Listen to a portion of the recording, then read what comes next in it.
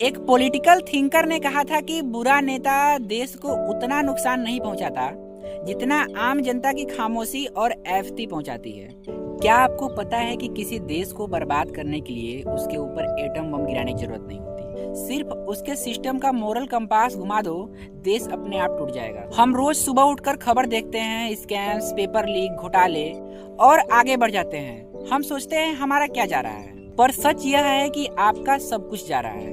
Corruption सिर्फ पैसे की चोरी नहीं है, यह आम इंसान के भरोसे का कत्ल है। जब नेता और ब्यूरोक्रेट्स मिलकर अपने फायदे के लिए किसी पॉलिसी को बदलते हैं तो देश का आने वाला कल गिरवी रख दिया जाता है। ट्रांसपेरेंसी इंटरनेशनल की हर रिपोर्ट यही वार्निंग देती है।